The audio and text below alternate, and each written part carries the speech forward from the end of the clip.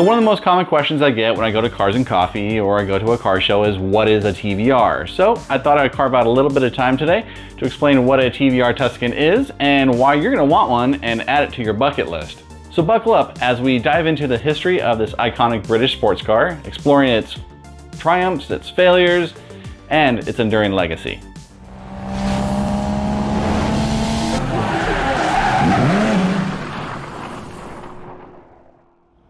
Now, for the die-hard American gearhead, the name TVR Tuscan conjures up memories of sleek designs and powerful engines, and of course, Gran Turismo.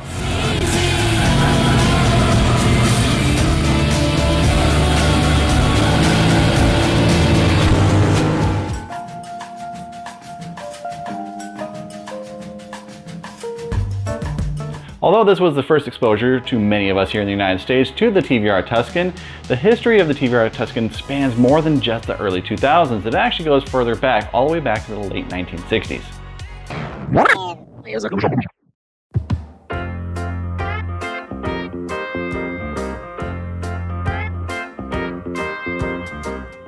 In 1967, during the Martin Lilly era of TVR, the new Tuscan came out as a very bold statement. Engine options, you had a choice of either a 2.8 liter V6 from Ford or a 3.9 liter V8 from Rover.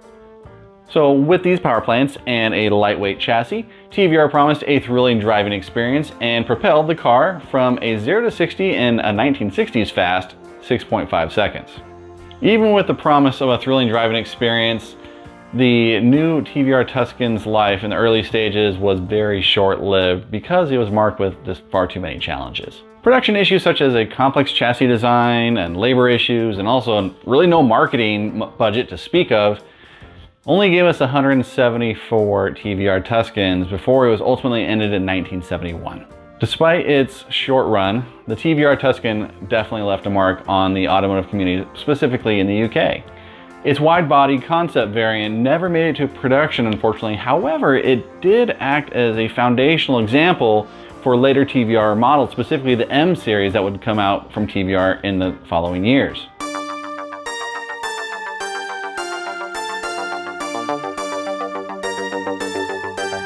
Now, fast forward into the 1980s, and after the huge success of the TVR S series, TVR began developing the ES.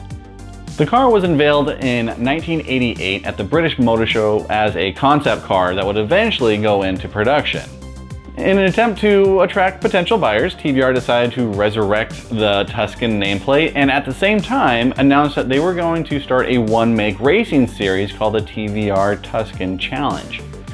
In another attempt to attract potential buyers, TVR discounted the new race car by $16,000 to attract would-be buyers, so long as they had a commitment of participating in at least 6 of the 12 races. Now, despite the massive success of the TVR Challenge series, the production version of the car never made it to fruition, simply because TVR was too busy making the S series and also planning for the upcoming TVR Griffith and TVR Chimera. Although the road car version of the 1980s TVR Tuscan never really came to fruition, the race car was still being produced in small numbers through many years afterwards. While the early versions of the TVR Tuscan Challenge cars were originally powered by various configurations of Rover V8s, the later versions of the Challenge car were powered by TVR's proprietary V8 called the AJP8 or the Speed 8. With its new 4.5 liter V8 with a boasted 536 horsepower, TVR claimed that the new race car could do a 0 to 60 in 3 seconds flat and a top speed of 190 miles per hour. Even TVR CEO Peter Wheeler would get behind the wheel and challenge other racers, including drivers such as Colin McRae, Andy Wallace, Tim Harvey, Anthony Reef, Tiff Needle, and John Cleland. At the end of 2003, it was planned to ultimately replace the Tuscan Challenge cars with the new Sagres, which was a race version of TVR's T350. But under new ownership of Nikolai Smolinski, TVR's budget wasn't really there, and ultimately Smolinski cut ties with support for the race series. TVR's motorsport director ultimately acquired the racing series, but over the years, too few entries were coming in. So ultimately, they had to change it to where it's now the TVR Car Club Challenge Cup, which includes multiple TVR models, not just the Tuscan. Nearly 3 decades after the original TVR Tuscan debuted and ultimately faded into automotive history, 1990s CEO Peter Wheeler decided to resurrect the TVR Tuscan nameplate, but this time for an actual production car. The pre-production version of the TVR Tuscan debuted as a concept car in 1998 to much acclaim. This insane-looking car with insane paint job was promised with amazing powerful engines, was really exciting to the people at the time. However, TVR, but most specifically Peter Wheeler, decided to do a press embargo. He decided to not really do any press reviews or a whole lot of information about the car, keeping an air of mystery about the upcoming TVR Tuscan. The idea was to keep the excitement going. However, in reality, as per usual, TVR was having production issues back home.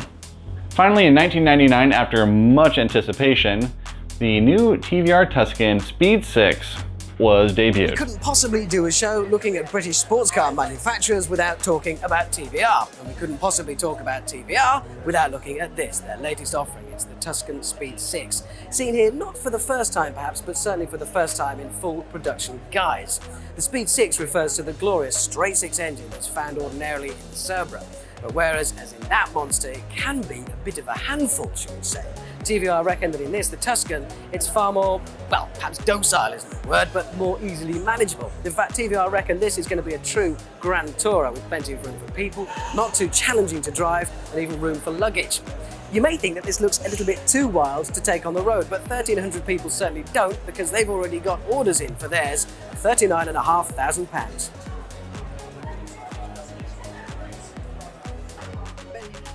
Underneath its bolted down hood, this new Tuscan was powered by TVR's proprietary engine, the 4-liter dual overhead cam, aluminum alloy, individual throttle body Speed 6.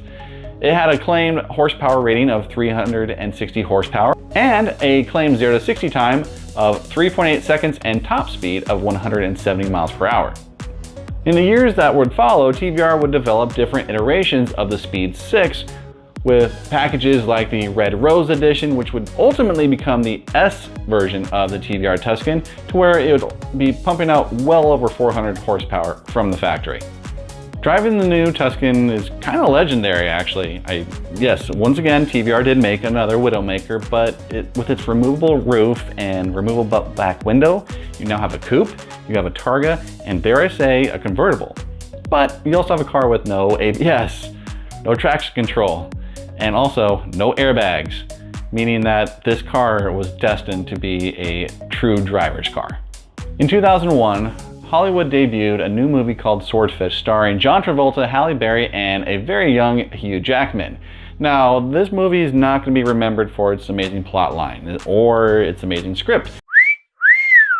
However, it will go down in automotive history as having one of the coolest car chase scenes Hollywood has ever produced. Hold on.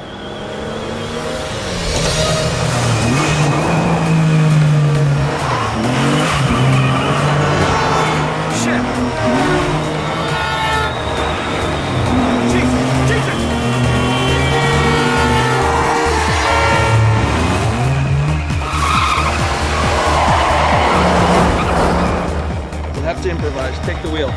What? Take the wheel!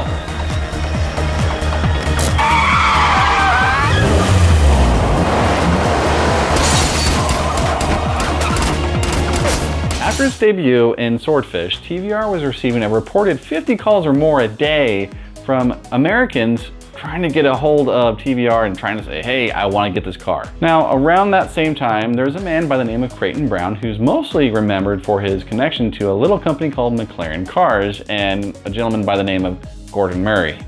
Yeah, that Gordon Murray. Ultimately, Creighton Brown was looking to open up a little company in Brazil called South American Sports Cars, where he planned to actually partner with TVR to build anywhere between 200 and 500 left-hand drive versions of the new TVR Tuscan Speed 6. With the tragedy of September 11th in New York, funding and plans to produce left-hand drive Tuscans for the USA market were ultimately canceled.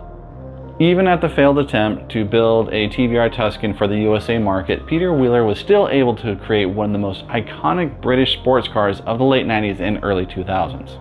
After the sale of TVR to its new owner, Nikolai Smolinski, the TVR Tuscan Speed 6 was in production all the way up until 2006. Despite TVR's closing in the same year, the TVR Tuscan has secured itself as an automotive icon.